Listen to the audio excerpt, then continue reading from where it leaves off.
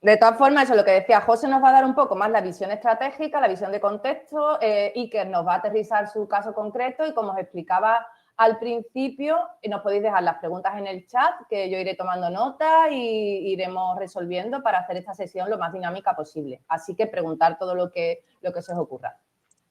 Mira, dice Rocío que la próxima presencial, pues pues mira, buena idea. Pero lo teníamos pensado hacer un evento presencial porque, pues mira, hoy aquí hay 64 personas conectadas, hemos tenido masterclass de más de 100, o sea, parece que esto tiene tirón, que gusta, que aporta y estábamos pensando hacer algo, o sea que lo anunciaremos próximamente si vamos adelante. Bueno, no sé, me he perdido, has hecho las presentaciones, ¿no, Esther? Ya os he presentado, José, ya puedes hablar de Brandformance, que están deseando que empieces, y ahora ya Iker, que también se ha presentado y ahora después entrará más al detalle. Perfecto, venga, pues vamos al lío. Para empezar, voy a empezar con lo típico de lanzaros una pregunta, ¿vale? Y es, ¿cuántos de vosotros, lo podéis poner por ahí por el chat o por donde queráis, ¿no? ¿Cuántos de vosotros habéis visto cómo el CAC, el coste de adquisición de clientes o el CPA, a la medida que queráis, ha subido en los 2 últimos años? Podéis poner por ahí, yo, a mí, tal, mano levantada, muy bien, Ana, sin duda. Venga, lo iréis poniendo, pero creo que todos podemos anticipar la respuesta, ¿no? Cada año más, dice Miguel. Cada año más, efectivamente. O sea, al final, todos los que estéis levantando la mano y los que no la hayáis levantado, pero seguro que habéis visto este efecto, de momento lo primero que os tenemos que decir es bienvenidos al club. Hoy vamos a ver exactamente por qué pasa eso y, sobre todo, lo más importante, algunas ideas para poder solucionarlo, ¿vale?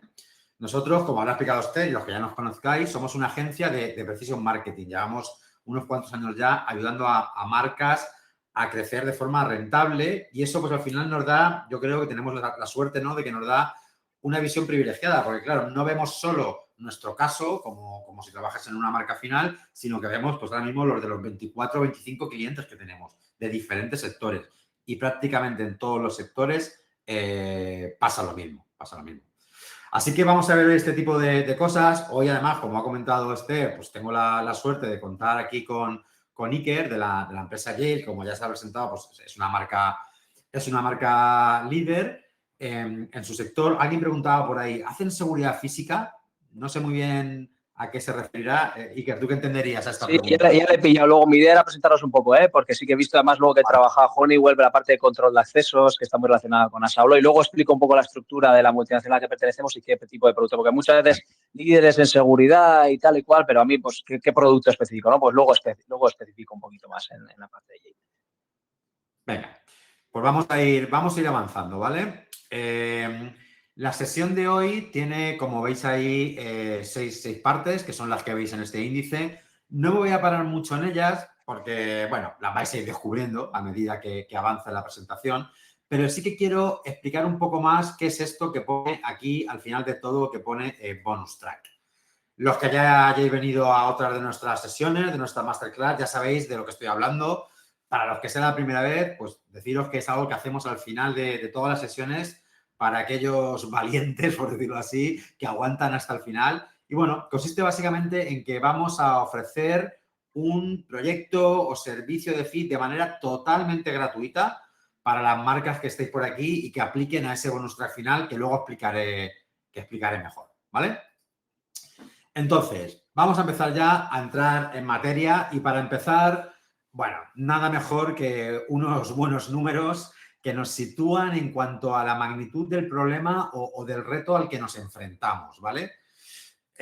No sé, he dicho buenos números, no sé si es el mejor calificativo, el de bueno, si es el más adecuado, porque la verdad es que los números son demoledores, ¿no? Ahí lo decíais, sube que te sube, cada año más. Mirad, en los 3 últimos años, hemos sacado estos datos en unas fuentes que son muy reputadas, o sea, no datos que ponemos así al tintún. Los hemos sacado de estudios muy consolidados de empresas como HubSpot, Nielsen y Wall Street, ¿vale? Y el primer dato, ya digo, es demoledor. O sea, en los 3 últimos años, el coste de conseguir un cliente ha subido de media un 72% en mundo e-commerce, servicios digitales, etcétera. Esto es, pues, más competencia empuja, saturación de audiencias y una paradoja que siempre me ha resultado curiosa, ¿no? Que es que, claro, cuanto más performance hacemos, más caros son los clics. todo eso pues ha dado esa especie de tormenta perfecta. Luego, el retorno del paid media ha caído, ya lo sabemos. Más inversión, menos retorno, más inversión para compensar y entramos en esa cosa que nosotros llamamos la trampa del performance puro, que luego hablaremos un poquito de ello, ¿vale? Y el último dato, pues ya lo veis, 7 veces más barato retener. Esto lo sabemos todos, todo el mundo lo dice. Cuesta menos retener a un cliente que conseguir uno nuevo. Sí, pues en concreto cuesta 7 veces menos, de media, claro. Todos lo sabemos, pero no todo el mundo lo aplica.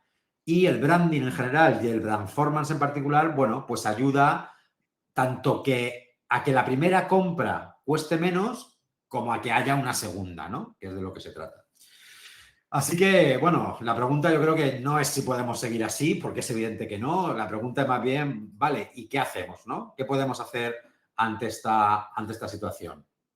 Pues bien, nosotros creemos que una de las soluciones, no la única, es empezar a hacer que branding y performance trabajen muy de la mano. En algunos casos diría casi incluso que empezar a que branding trabaje, ¿no? Porque hay muchas marcas que de verdad se han olvidado de eso, ¿no? De hacer marca, valga la redundancia. Y han apostado todo al performance, lo cual es normal, ¿eh? Porque claro, si tú haces campañas de performance en las que cada euro que metes sacas 5, 7 o 15, como ha estado pasando en los buenos tiempos, pues claro, la tentación de no hacer nada de branding es muy alta. Pero como hemos visto, esto a día de hoy, estos multiplicadores de 5, 7, 15, etcétera, ya no ocurren, salvo para algunos afortunados que tengan un producto muy, muy diferenciador, casi único y que compiten en un nicho muy, muy poco competido, ¿no? Esa es la realidad. Pero es que incluso en empresas que sí vienen trabajando tanto el branding como el performance, suelen encontrarse algunas problemáticas, ¿no? Como podéis ver en este slide, ¿no? Los equipos de branding y los de performance muchas veces no se hablan o se hablan poco. A veces incluso hablan para discutir. Y discutir no en el sentido anglosajón de discutir, sino discutir de aquí, de España, como discutimos, ¿no? Los de aquí, ya me entendéis. Al final el problema no es que unos tengan razón y otros no. O sea, yo creo que el problema es que ambos departamentos, ambas áreas, ambos grupos tienen parte de razón. Pero claro, están viendo solo la mitad del problema. Al final, el CAC sube precisamente porque hemos separado estas dos disciplinas en silos. Los silos, ¿no? Uno de los grandes problemas siempre en marketing. Hemos separado estas dos disciplinas en silos que además no se retroalimentan. Cuando hace alguien clic en un anuncio, a lo mejor ya lleva semanas o meses incluso de exposición a la marca, pero eso tiene un valor que el paid media es difícil que lo mida o que lo mida por sí solo, ¿vale? Entonces, ¿la solución es hacer branding y performance? No exactamente. La solución, o lo que traemos hoy aquí a la clase, es hacer brandformance, que no es lo mismo. ¿Vale? De hecho, este es uno de los mensajes clave, o seguramente el mensaje más importante de hoy, y este es el que me gustaría que hoy se quede aquí en las cabezas de los asistentes, que yo sé que a veces es mucha información y es difícil que se quede todo el mundo con todo, pero este mensaje es clave y es: brandformance no es branding más performance, ¿vale? Mira, pero que os hagáis una idea, cuando empecé a preparar esta masterclass, le pregunté a 7 u 8 personas de nuestro sector, o sea, además gente con cargos importantes en agencias y tal, les pregunté que si sabían lo que era esto del brandformance. Todos me dijeron que sí. Y todos, menos uno, me dijeron que sí, que era branding más performance. Solo uno me dio una respuesta que dije, esto me suena bien. A ver, tampoco pasa nada, que aquí tampoco vamos a crucificar a nadie por no saber algo, porque si no, bueno, seguramente el primer crucificado tendría que ser yo, seguramente con mucha diferencia, no pasa nada. De hecho, para esto están este tipo de eventos o de clases. Yo creo que también es para que nos retroalimentemos mutuamente y nos alineemos en términos y nomenclatura que utilizamos en nuestro sector. Por otro lado, es normal, ¿no? La propia palabra te lleva a eso, ¿no? Que brandformance, pues ¿qué es? Branding y performance, es que dice la palabra. Pero no exactamente. Como ahora veremos, es algo que va un poco más allá, ¿vale? Entonces, vale, ya sabemos lo que no es. No es branding ni más performance. Entonces, ¿qué es brandformance? Pues hacer brandformance es hacer las dos cosas, sí, pero de manera muy integrada y con una estrategia unificada, ¿vale? Hacer brandformance al final es hacer que cada euro que se invierte haga las dos cosas a la vez, por decirlo así. O sea, no se trata de decir, yo tengo un presupuesto X y digo, pues destino el 30% para branding y el 70% para performance. Eso no es brandformance. Eso estás haciendo branding por un lado y performance por otro. Hacer brandformance sería que haya una parte del presupuesto que va orientada, pues, por ejemplo, a generar unos contenidos o unas creatividades publicitarias que a la vez, cada pieza trabaja el branding y en performance. Eso es brandformance. De hecho, podría tener hasta sentido que una marca tenga un porcentaje del presupuesto para branding, otro para performance y otro para brandformance. ¿Vale? Parece una trivialidad lo que estoy diciendo, creo, pero os aseguro que mucha gente mezclaba estos dos conceptos y decían, sí, yo hago branding y performance, hago brandformance. No, hacer brandformance, como ahora veremos con algunos ejemplos, es otra cosa, ¿no? Además, tampoco hay que ir a ejemplos particulares nuestros. Hay grandes ejemplos conocidos por todos de las grandes marcas en las que todos pensamos cuando pensamos en una gran marca, ¿no? Pues, por ejemplo, Nike, ¿no? Como gran marca, porque así lo conocemos todos, pues el famoso eslogan, el Just Do It, pues eso, branding, puro y duro. Ahí no hay nada de producto, no te venden nada, te venden una ilusión aspiracional. Just Do It. Si entras a su e-commerce y luego te sale un remarketing de las zapatillas que quieres comprar, eso es performance puro, ¿vale? Pero si te encuentras un anuncio que se combina el eslogan con las plataformas, con las zapatillas, con lo aspiracional y que trabaja a la vez los dos territorios, eso sería brandformance, ¿vale? O sea, al final esto va de crear un sistema integrado, no solo va de, bueno, juntar a los dos equipos en la misma sala y hacer que se entiendan y que sean todos muy amigos, no, va de crear sistemas. Otra de las grandes palabras que se va a poner muy de moda, yo creo, próximamente, ya aquí un poquito de spoiler, es los sistemas de marketing, los sistemas operativos de marketing, los marketing operating system. Esto digo que hago spoiler porque posiblemente la siguiente masterclass irá de esto, de cómo crear un sistema operativo de marketing en una empresa. Nosotros, en FI, estamos trabajando esto también hago aquí casi noticia, incluso para el propio Iker, ¿vale? Vamos a empezar a implantar en nuestros clientes una plataforma que estamos desarrollando que es esto, que es cómo meter en un mismo sitio toda la metodología, todo el equipo de trabajo y toda la tecnología y tenerlo unificado para que, por supuesto, luego venga la IA por encima en Orden Insight, pero aunque no hubiera IA, cómo trabajar en un sistema integrado, porque creo que una de las cosas que está destruyendo parte de nuestro presupuesto, bueno, de las marcas, por supuesto, nosotros como agencia pues trabajamos para las marcas, son los silos. Son los silos como el SEO por un lado y el paid por otro, el branding por un lado y el performance por otro. Al final hacemos marketing y esos silos creo que están haciendo bastante daño. Así que sistemas, otro de los palabrejos, ¿vale? Vale, entonces la siguiente pregunta será, vale, muy bien, suena muy bien, brandformance, todo junto, pero la pregunta sería, ¿de verdad esto es tan maravilloso como para hacer que baje el coste de adquisición de los clientes? Uno de los grandes retos a los que siempre nos enfrentamos los marketeros. ¿Y por qué, no? Si lo es. Yo creo que la respuesta es que sí. Y yo he identificado, bueno, 4 puntos que son los que para mí le dan esa potencia a este concepto del brandformance, ¿vale? El primer punto es la familiaridad, el conocer a una marca. Esto ya pasa con el branding puro, que no haga brandformance. Solo con hacer branding ya pasa, pero también pasa con el brandformance. Al final, todos sabemos que el cerebro procesa de forma diferente los anuncios de marcas conocidas. Es así, por eso muchas marcas hacen branding. Hay menor resistencia y, por lo tanto, hay más predisposición. Familiaridad, punto 1. Punto 2, menor fricción. Menor fricción en el sentido de que desde el momento en que consigues un CTR más alto, un bounce rate más bajo, un mejor quality score en Google Ads, todas esas cosas juntas que van haciendo que baje el CPC. Y si baja el CPC, baja el CAC automáticamente. La performance trabaja en eso. Punto 3, menor puja. ¿Por qué? Bueno, ya sabemos que las audiencias calientes, es decir, aquellas de usuarios, de targets que ya nos conocen, cuestan menos. Al final, lo que hace el branding es crear una especie de descuento permanente en los costes de paid. Lo tenemos que ver así. Lo tenemos que ver así. Y mucha gente me dice, no, es que claro, meto dinero en branding, en brandformance, no convierte. No convierte directamente, pero te baja, de verdad, si lo haces bien, los costes del paid. Es un descuento permanente en los costes de paid. Y luego, punto 4, LTV más alto. Que esto la verdad es que aquí me he ido un poco del punto principal de bajar el CAC, pero es que para mí tan importante es bajar el CAC como subir el LTV. De hecho, yo creo que si yo tuviera que quedarme una métrica en muchos de los clientes, no aplica a todos, porque hay modelos de negocio diferentes, pero la mayoría de nuestros clientes, si yo solo pudiera elegir una métrica, para mí sería LTV dividido por CAC.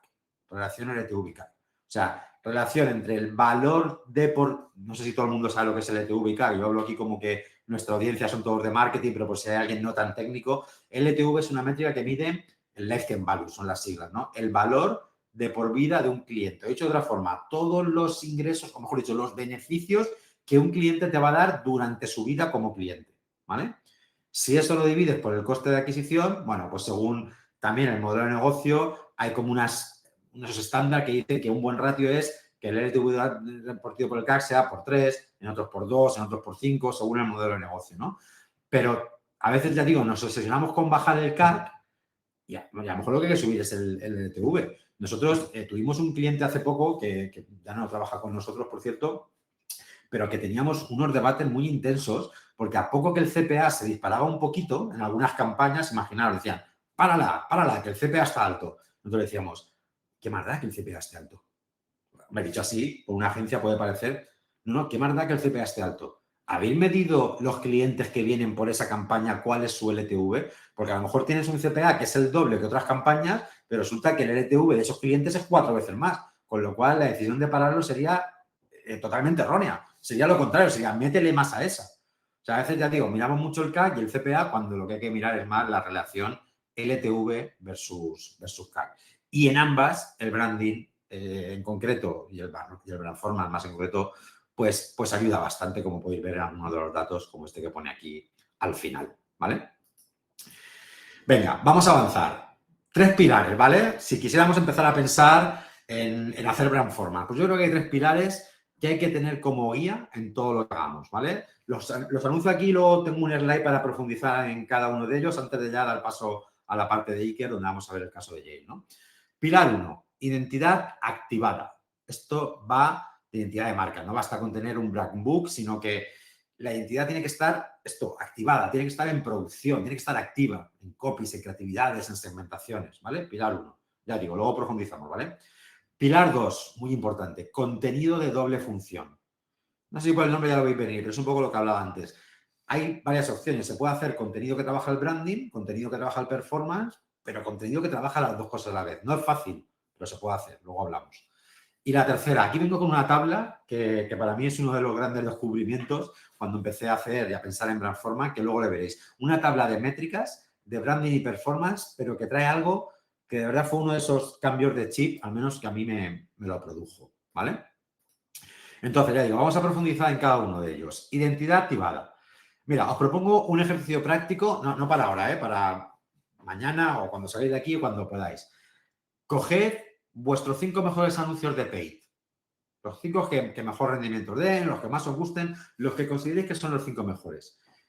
Y preguntaos, si le quito mi marca y tal y me quedo solo con el copy y el concepto, ¿podría servir para mi competencia? Si la respuesta es sí, ahí hay un problema de identidad activada, de esto que estamos hablando. ¿Vale? Audiencia semilla. A ver, otra cosa que también veo mucho. Muchas veces se hacen lookalikes. Claro, a ver, a veces tampoco tenemos una base muy amplia de usuarios. No todas las marcas son Nike, ni mucho menos. Pero bueno, no hace falta ser Nike. Se pueden hacer muchas cosas. Pero una cosa que veo mucho es que se hacen lookalikes a partir de todos los compradores. Tú tienes todos tus compradores y dices, bueno, pues tráeme más de que se parezcan a estos. Pero lo que es mucho mejor práctica y va en la línea de activar la identidad es coge solo el 20% de los mejores clientes. ¿Ordenados con qué criterio? Pues de nuevo, por LTV. O por LTV versus CAC, si queréis. Cógete esos 20%, porque a lo mejor entre todos tus compradores hay algunos que sí, ¿vale? Son compradores, pero no son tan buenos, no son tan rentables, no son tan recurrentes. Entonces, hagamos audiencia semilla, o sea, lookalikes del 20% de los mejores, ¿vale? Y luego, la parte de creativos confirma, hay una cosa que me gustó mucho cuando la vi, esto lo vi por allí por algún sitio, que es el test del segundo 1. El test del segundo 1 lo que dice que cuando pones un creativo de vídeo, en YouTube, TikTok, Reels o donde sea, tienes un segundo para gritar quién eres. Para gritar quién eres como marca, no para el producto, sino para gritar quién es la marca. Si no, después de ese segundo ya sabéis cómo funciona hoy la atención del usuario, que esto es una locura y diría para la masterclass. Pero si pierdes ese primer segundo, pierdes una posibilidad de activar tu identidad, de activar tu marca, ¿vale? Vamos con el pilar 2, contenido de doble función. Esto que os he adelantado un poco. ¿Veis? Aquí tenemos la típica matriz esta de 2x2, de 4 cuadrantes, que es muy sencillo, muy básico, pero me sirve para para clarificar un poco qué es esto de doble función que os hacía. Mirad, una pieza de contenido, ya sea orgánico o un creativo publicitario, lo que sea, puede caer en cada uno de estos 4 bloques. Digamos que el eje X, el horizontal, sería de menos a más performance y el eje Y, el vertical, de menos a más branding, ¿no? Entonces, si nos vamos al cuadrante de arriba a la izquierda, eso sería mucho branding sin nada de performance. Vamos, branding puro. Funciona muy bien si eres Nike y compañía, como decíamos antes, o si tienes un presupuesto que esté bien. Pero para muchas marcas el branding puro es un lujo, hay que decirlo. Es así, ¿vale? Sigo por orden hacia el orden contrario a las agujas del reloj. Abajo a la izquierda, un contenido que no trabaja bien ni el branding ni el performance. Bueno, vamos a pensar que ahí no está nadie. Eso es que lo estamos haciendo mal. ¿Vale? Esa zona roja, ahí no está nadie. Seguro que ninguno de los que estáis aquí está haciendo eso, aunque todos podamos tener un contenido erróneo, ¿no? Pero vamos a pensar que no hay nadie. Me voy para la derecha. El cuadrante de abajo a la derecha. Performance puro. Mucho performance, cero branding. Vale, perfecto. Aquí es donde viene, donde están o donde han estado la gran mayoría de marcas, al menos de las con las que nosotros trabajamos. Convierte, pero a un coste cada vez mayor. La trampa del performance puro, que decíamos antes. Arriba a la derecha, ¿dónde están? Contenidos que trabajan a la vez los dos objetivos. A la vez, el mismo contenido. Eso es Brandformance. Ese es el objetivo. ¿Vale? Y para acabar con esta parte, lo que os hablaba de medición. Mirad, esto es una tabla que para mí es una de las herramientas clave a entender para interiorizar bien qué es esto de Brandformance, ¿no? Y sobre todo entender este mensaje que estoy machacando todo el rato de que Brandformance no es branding más performance. Mirad, como veis, bueno, es algo relativamente básico, ¿no? En la columna de la izquierda tenemos algunas de las habituales métricas del branding. Y a la derecha tenemos algunas métricas muy conocidas del mundo del performance, ¿vale? Y diréis, vale, pues muy bien, perfecto. Esto es de primero, de Analytics, ¿no? ¿Dónde está la gracia de todo esto? Pues la gracia está en el siguiente slide, ¿vale? Si veis aquí, la gracia está en que en cada una de esas métricas que hemos puesto hay una relación entre la de branding y la de performance, ¿vale? Por ejemplo, si hablamos de métrica de branding de búsqueda directa de marca y CAC en paid, cuando una sube, baja la otra. Pero esto, además, ahí tenéis todos los ejemplos, no es teoría. O sea, es que esto yo os invito a que si tenéis un dashboard bueno y si no lo tenéis, llamadnos a FI y os lo montamos, porque cuando nosotros hacemos un dashboard profundo con muchos datos, poned esta métrica la una al lado de la otra y mirarlas en el tiempo. Es que hay una correlación, nunca es 100% exacto y clavado, pero joder, es que se ven unas correlaciones de cómo unas afectan a las otras. Entonces, por supuesto que el branding retroalimenta al performance y el performance retroalimenta al branding. Súper importante. Brandformance. Venga, y hasta aquí la primera parte, ¿vale? Vamos a pasar a lo de Iker, pero no sé si hay alguna pregunta. Sí, hay una consulta de América que pide poner 2 ejemplos, creo que de la parte del contenido de doble función, ¿no? 2 casos para ver la diferencia entre alto branding y alta performance versus alta performance y bajo branding. Sí, pues mira, a ver, cogiendo el ejemplo que os ponía antes, por citar de nuevo una marca que conozcamos todos, que es el ejemplo de Nike, ¿vale? Os lo decía antes un poco, de hecho, imagínate que tú entras a su e-commerce y ves unas zapatillas o un chándal o lo que te guste de Nike, ¿vale? Y luego te hacen un retargeting de producto. Eso es alta performance, bajo branding. Es producto, venta, orientado a que lo compres, ¿vale? Es a veces hasta mochacón. ¿A quién no le ha molestado un exceso de retargeting? Es hasta perjudicial para la marca, ¿vale? Vamos al otro ejemplo que decías, ¿no? Alto branding y alta performance. Pues imaginaros que con ese mismo retargeting, pero en lugar de machacarte con el producto que te persigue y te sale hasta la sopa, te pongo un vídeo inspirador del Just Do It con un modelo que lleva las zapatillas que tú has visto. Esto hoy en día, con la IA, se puede hacer así, más si eres Nike. No hace falta ser Nike, como digo antes. Joder, tú estás viendo el vídeo inspirador, estás haciendo marca, el Just Do It, no sé qué. ¡Ah, ostras! Y mira lleva las zapatillas que yo quería. Eso es alto branding y alta performance. Si hicieran solo el Just Do It, sería alto branding, pero no hay performance, porque tú ya ni te acuerdas de las zapatillas. Pero esas piezas que combinan producto, venta, tal, inspiración y marca, eso es performance. ¿Vale? Qué bueno. Gracias, Natalia. Vale, creo que sí. ¿Qué más? Vale. ¿Alguna pregunta más o pasamos a la parte del ejemplo, Nada, del caso? gracias a ti. No hay ninguna consulta más. ¿O está todo Venga. muy claro, José? ¿O O todo está... todo muy como decía la oscuro? Venga, Iker, pues todo tuyo, Vale, adelante. venga, pues arranco. Bueno, antes ya he hecho un pequeño intento de introducirme a mí mismo. Lo primero, daros las gracias a la agencia, primero porque llevamos, ahora contaremos, un año colaborando con vosotros y nuestros resultados han mejorado un montón. De hecho, ahora cuando preguntaban la diferencia entre bajo performance y alto, o sea, al revés, la diferencia entre el alto performance y bajo branding a pasar al brandformance, creo que el caso que vamos a contar ahora mismo pues va un poco en esa línea. Entonces podréis ver un caso práctico. Agradeceros la oportunidad, para mí es muy interesante porque yo cuando vaya a este tipo de charlas, ver la teoría, tantas siglas, etcétera, sí, entiendes y demás, pero cuando ves que otra empresa que un poco puede tener la misma casuística que la tuya te explica cómo lo ha hecho y con las palabras un poco yo voy a intentar explicarlo de manera más sencilla, pues te sientes identificado y sí que aporta, ¿no? ¿Vale? Entonces, para poner un poco de contexto, la marca Yale, nosotros pertenecemos a la multinacional ASA Abloy. ASA Abloy es, bueno, como comentaba antes Esther, líder mundial en soluciones de cierre y control de accesos, traducido puertas de casa, puertas de oficinas, puertas de hospitales, que llevan una manilla, que llevan una cerradura, que llevan un cierrapuertas, que llevan un alarma antipánico. A eso nos dedicamos, ¿vale? Entonces, dentro de lo que es ASA Abloy, en España tenemos dos marcas. Una marca es ASA Abloy, que seguramente muchos de vosotros, si miráis en vuestros llaveros, veréis que tenéis una llave de Tesa, casi seguro, y es una marca un poco más orientada a la parte de business to business, pero bueno, también con mucha presencia en el sector residencial. Y luego tenemos otra marca que es Yale, que es una marca que se impulsa más a nivel global, es una marca global dentro del grupo y se dedica a la seguridad electrónica residencial. Entonces, bueno, ¿esto en qué se traduce?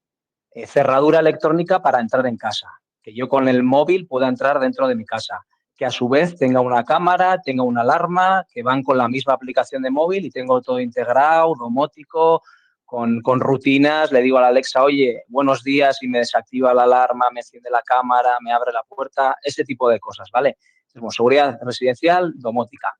Vale, entonces, bueno, entrando un poco en materia, nosotros desde hace, bueno, ¿cuál es la situación residencial? Nosotros hace un año aproximadamente, en enero de 2025, estábamos en una situación en la que nuestra estrategia estaba muy centrada en adquisición y promociones.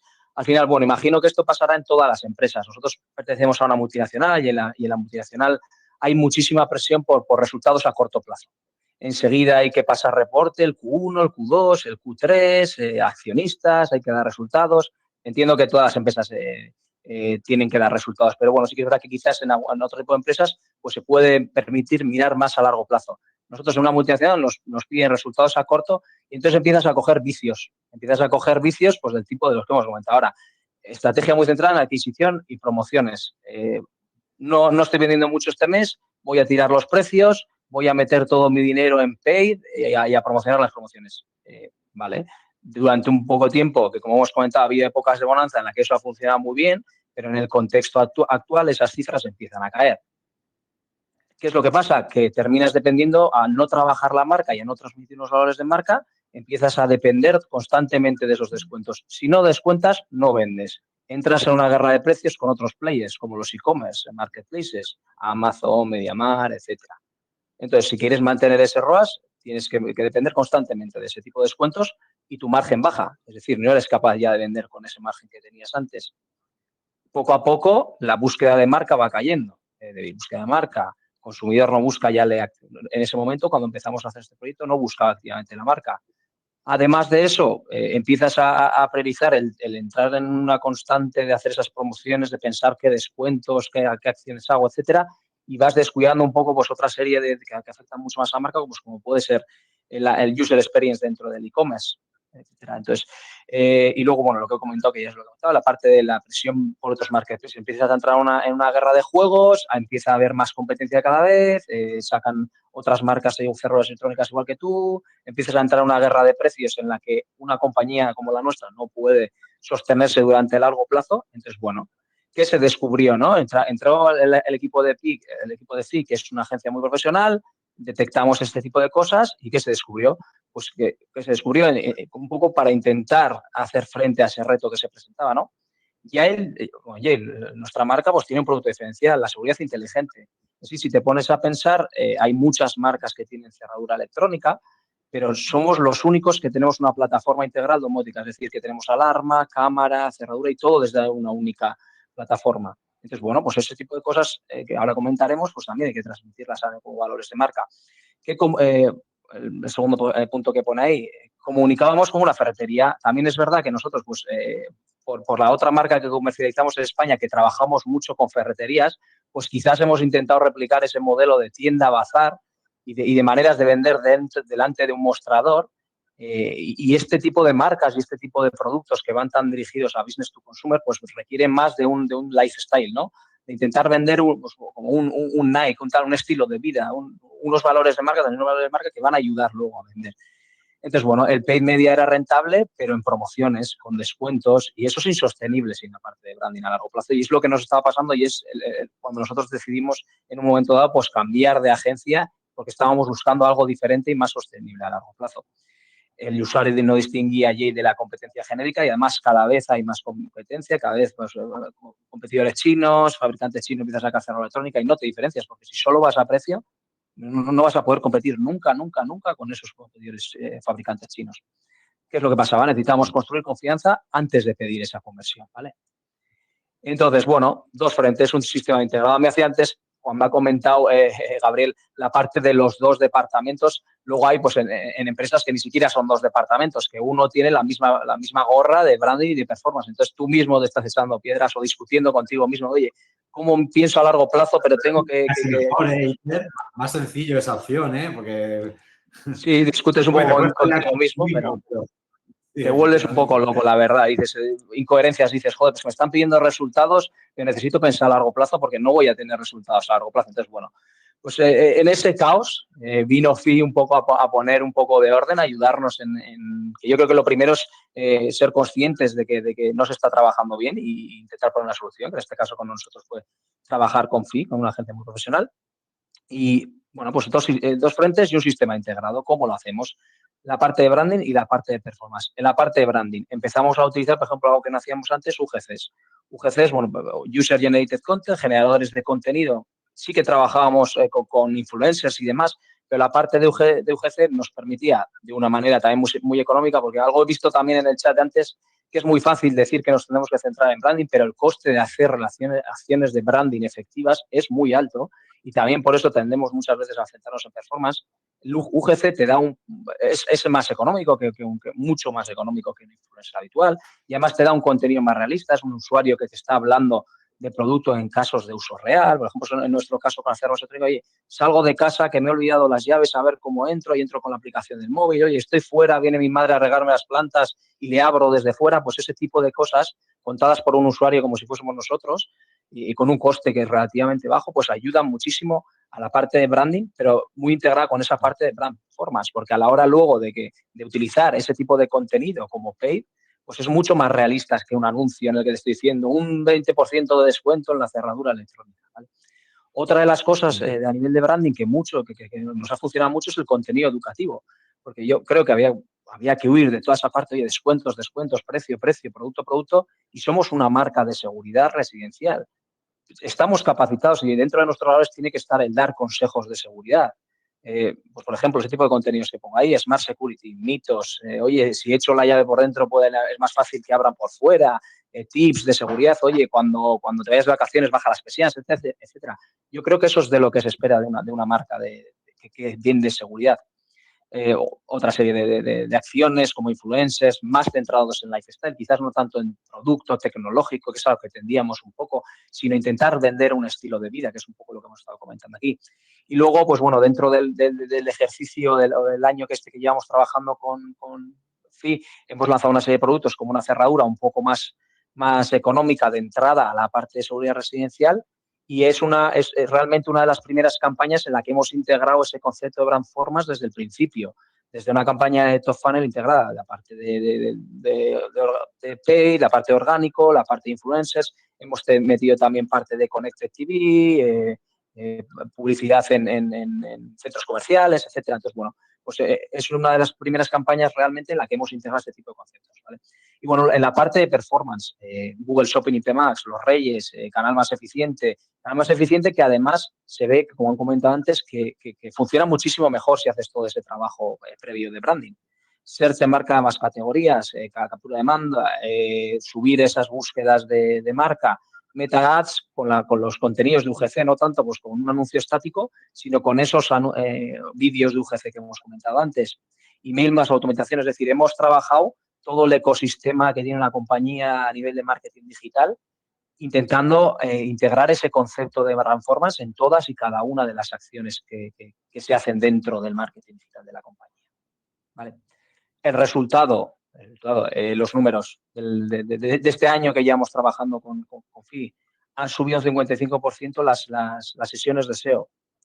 Durante el año 2025, las compras desde el canal de SEO han subido un 124%, los ingresos de SEO un 151%.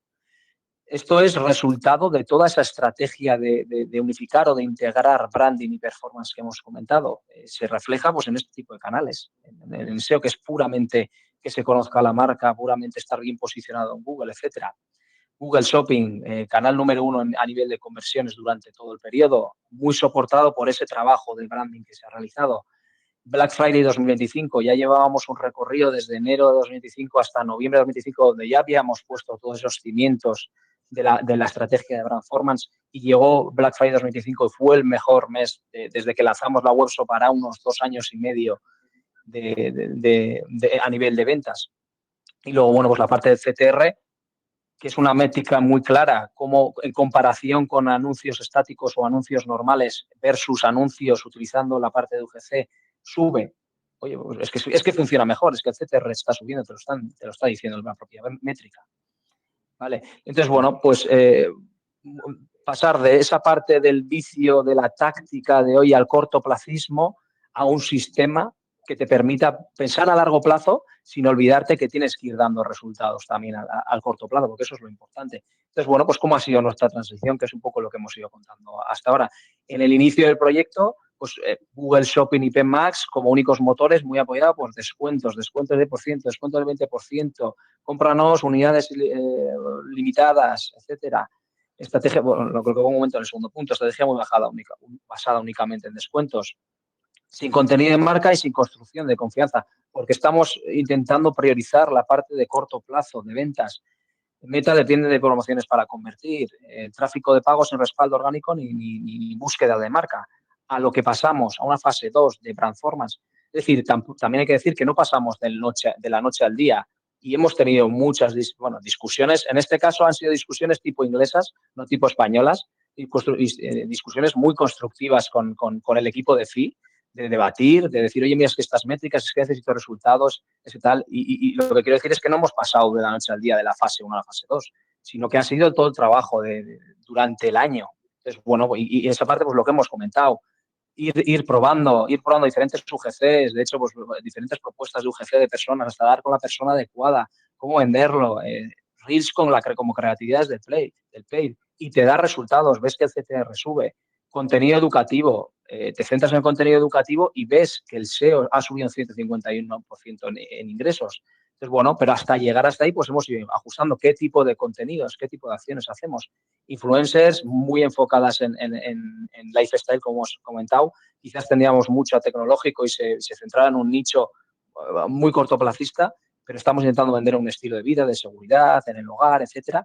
Y bueno, pues la parte de influencers más ese storytelling de lifestyle, pues la parte de cómo suben. Al final, lo que también lo comentaba Gabriel, tener métricas que ayuden, que estén un poco integradas a la parte de branding y performance para ir siguiendo la efectividad de esas acciones. Y luego la parte de Black Friday, que funciona muy bien, el mejor mes desde que lanzamos la webshop hacía 2 años y medio.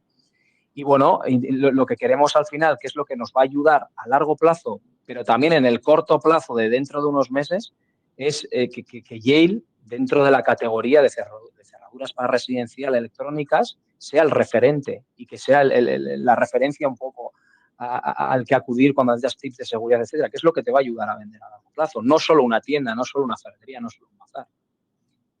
Vale, y bueno, pues 5 aprendizajes o 5 conclusiones que sacamos un poco nosotros de este proceso en el que estamos todavía inmersos y bueno, quiero decir que casualidad este mes está siendo el segundo mes de récord en ventas porque estamos viendo el resultado de todas estas acciones que hemos ido haciendo. Entonces, bueno, felicitaros, pero necesitamos seguir haciendo este tipo de trabajo para un poco sostenerlo. Y las aprendizajes que hemos sacado por el camino, UGCs, para nosotros no habíamos trabajado el tema de los UGCs hasta empezar a trabajar con FI y ha sido todo un acierto y es la definición clara de branding más performance.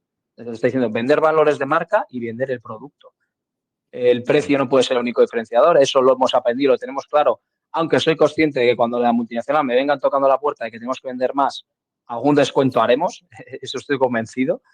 El contenido educativo es el activo más rentable. A nivel de coste no es complicado hacerlo. Hoy en día con las IAs no tienes que enfrentarte a un papel en blanco, sino con las IAs te puede dar una base muy sólida de contenido que publicar, publicarlo en tu web. Vas a ver enseguida resultados a nivel de SEO. Branding y performance tienen que planificarse juntos, es lo que ha dicho antes Gabriel. No es pensar branding por un lado, performance por otro, sino que cuando voy a hacer un contenido educativo, cuando voy a hacer un UGC, cuando voy a hacer un anuncio, que piense cómo voy a trabajar aquí el branding y cómo voy a trabajar aquí el performance y diseñarlo desde el principio.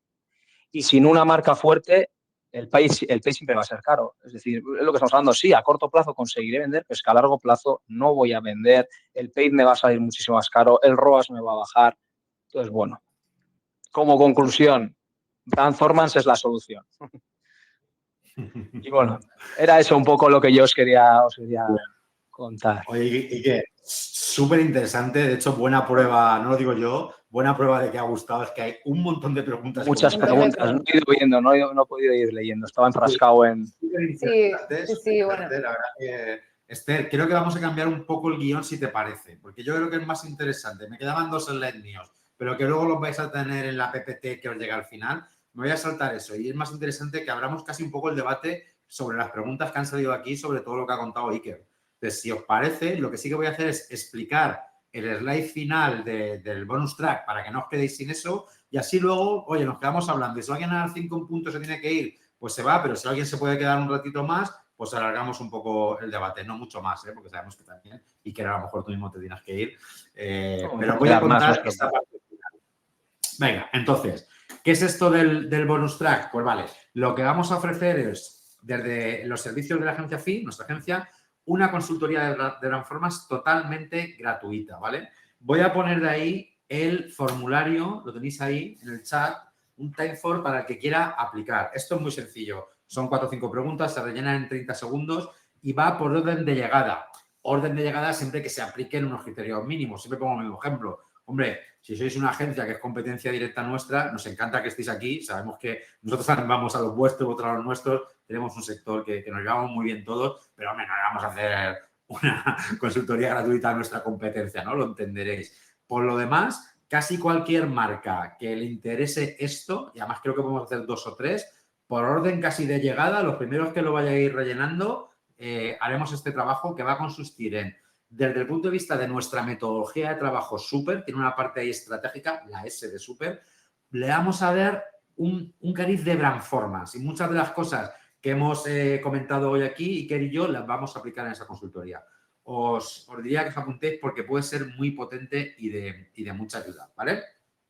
Dicho esto, lo dejo ahí para que vayáis entrando. Esther, no sé si quieres hacer de moderadora y vemos un poco las preguntas o comentarios, porque no todas eran preguntas, también había comentarios muy interesantes de lo que estaba hablando Iker, ¿no? Sí, si os parece os voy contando, ¿vale? Para que no se nos vaya ninguna, porque es verdad que ha sido un poco también debate, ¿no? Entre comentarios, bueno, también que nos estaba escuchando. Pero empiezo con Natalia, que preguntaba, yo creo que, bueno, creo que es interesante aclararlo, José, porque a veces este concepto genera confusión. Ella nos preguntaba si UGC siempre es de uso real o puede ser publi pagada a influencers, ¿vale? Es UGC claro. Influencer, ¿vale? Es una duda muy habitual porque está muy relacionado. A ver, son cosas relacionadas, pero no es lo mismo. O sea, cuando hablamos de influencers, hablamos de gente que son creadores de contenidos y tienen una comunidad potente en la que distribuye esos contenidos. Cuando hablamos de UGC, son solamente creadores de contenidos y seguramente no tienen esa comunidad. O sea, cuando hablamos de UGC, lo que estamos es contratando a alguien que nos hace el contenido puro y duro.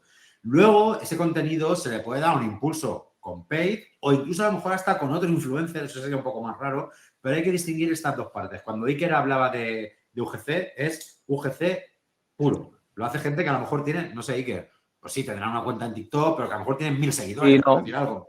Sí, básicamente, pero es una duda muy habitual, ¿eh? Porque casualidad, Sí. mira, es una anécdota, pero el otro día mi mujer me preguntó lo mismo. Oye, ¿pero qué es un UGC? ¿O qué diferencia hay con influencers? Yo básicamente, por lo que has dicho tú, los dos son generadores de contenido, te van a hacer un vídeo pues como que entran en casa y a ver cómo funciona la cerradura, etcétera, solo que uno tiene un montón de seguidores y aprovechas esos seguidores para llegar a su comunidad y el otro es un vídeo como si estuvieses contratando a un actor para un anuncio de televisión que te explica cómo funciona el producto. Es decir, que también podría hacerlo alguien de dentro de la empresa, si se le da muy bien. Lo que pasa es que son gente que se le da bien comunicar. Es un actor. Y que dice, lo, funciona así.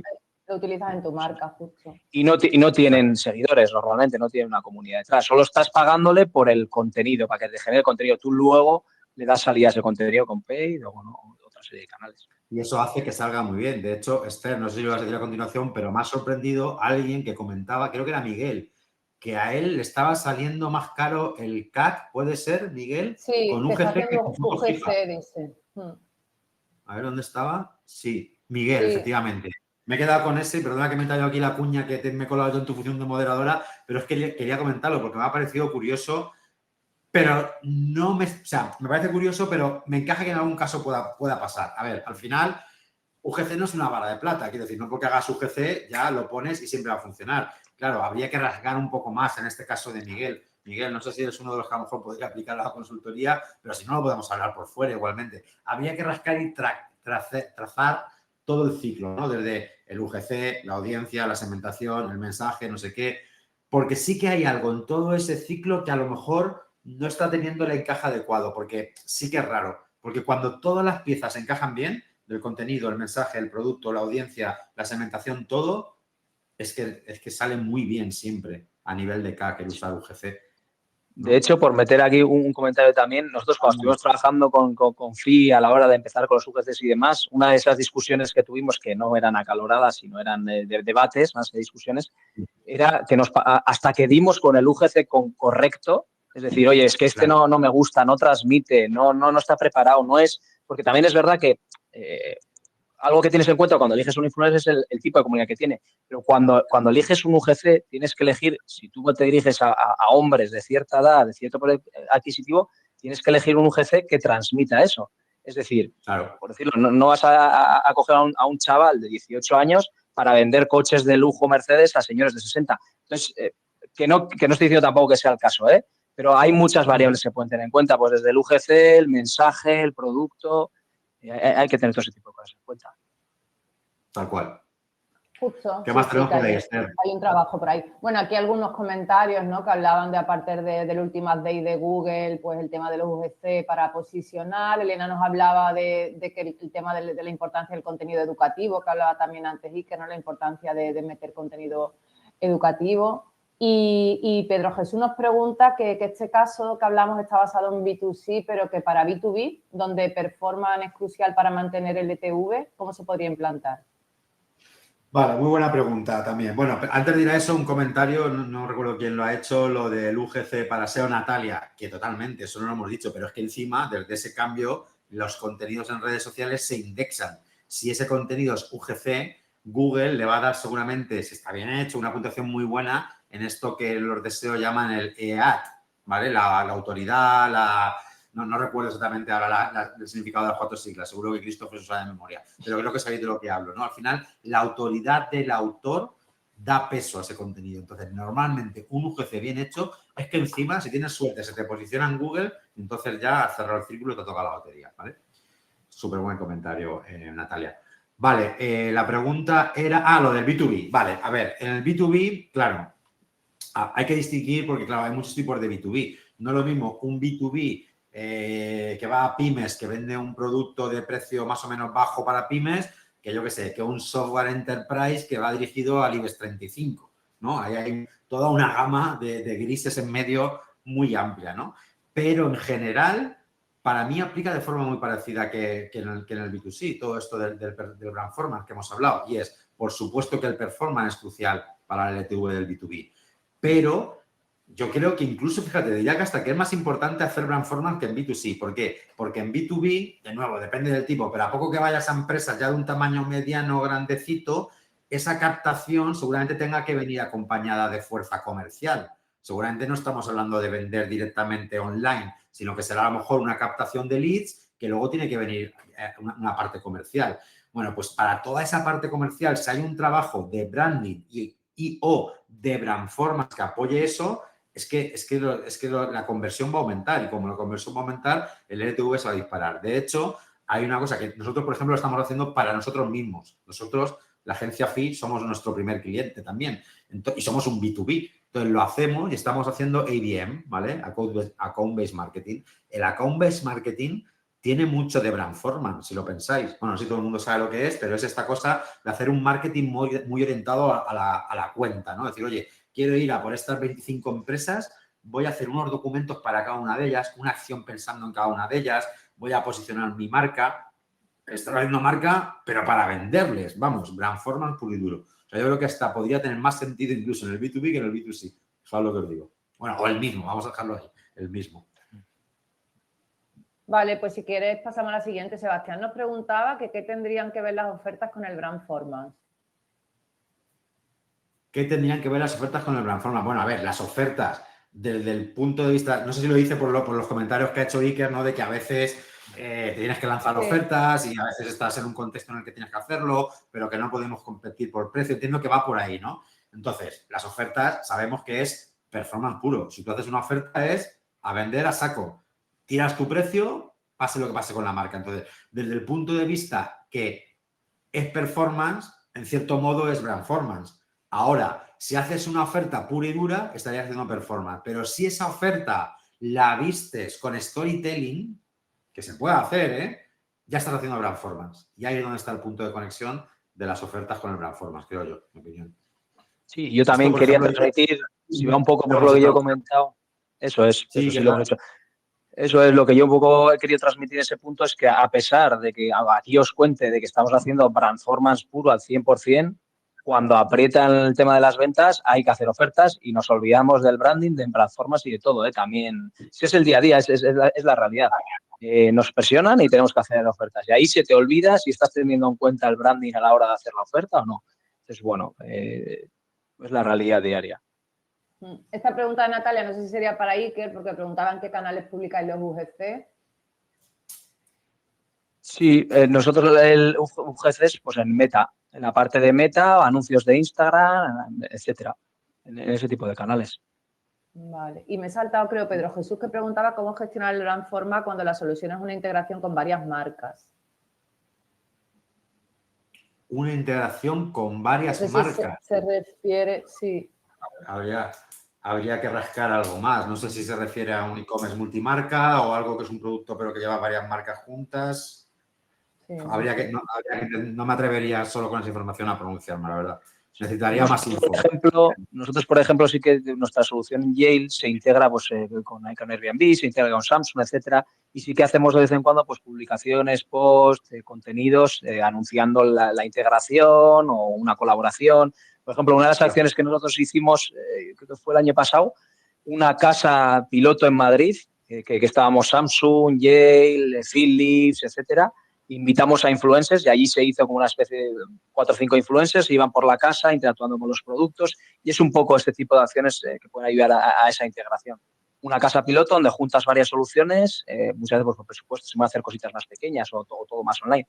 Muestras de integraciones y es un poco la parte de branding y también esa parte de performance. Luego, el influencer cuando dice a su comunidad. Y además ahora tenemos un descuento del tanto para los que estéis viendo esta colaboración o colaboraciones entre marcas, ese tipo de cosas. También no sé si puede ayudar eso. Bueno, estamos ya fuera de tiempo. No sé si este nos da tiempo a una más, una o dos pues más. Si queréis, hay mucho hay mucho comentario sobre, bueno, la importancia de eso, ¿no? De que sea contenido real, orgánico. Yo me quedaría con una que hay por aquí, Alejandro, que preguntaba que hace un par de años los vídeos no les generaban conversiones, había muchas impresiones, pero no resultados reales, y que ellos dejaron de utilizar YouTube para paid y vídeos para campañas PMax, por ejemplo, que habían pasado todas las creatividades a imágenes, ¿no? En el tema publicitario. Y nos pregunta si la tendencia ahora es volver otra vez al vídeo. Ostras, es que esto me sorprende, porque para mí el vídeo nunca se ha ido. Yo lo que hemos vivido, al menos nosotros en nuestros clientes, es que no quiere decir que sea lo único, por supuesto, combinamos todo, con todo tipo de cuanto más creativos tengas y de más formatos, más opciones vas a tener, y a veces funcionan uno mejor que otros, pero el vídeo es que lleva unos años que yo lo único que he notado es verdad que lleva unos años ya un poco estabilizado respecto a algún inicial, pero si he notado algo es incluso una pequeña subida del uso del vídeo y del rendimiento del vídeo, sobre todo porque cuando hablamos de vídeo, pues UGC es el vídeo.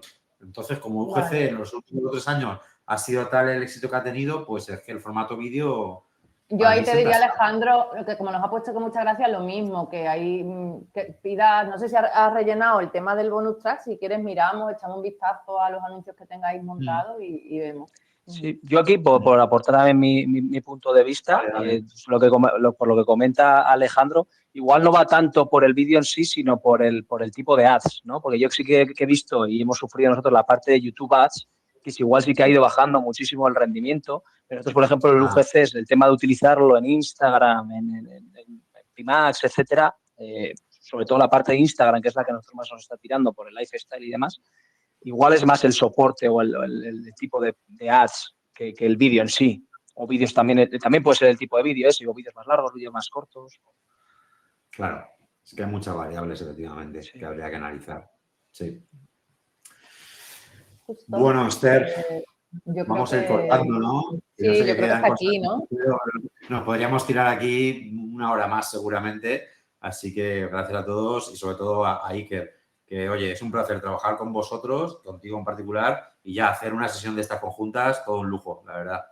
Lo mismo digo. Muchísimas gracias a vosotros Iker. Y a todos los que habéis participado. Muchas gracias. Pues nada, chicos, nos despedimos y cualquier cosa, pues por mail nos podéis hacer las consultas.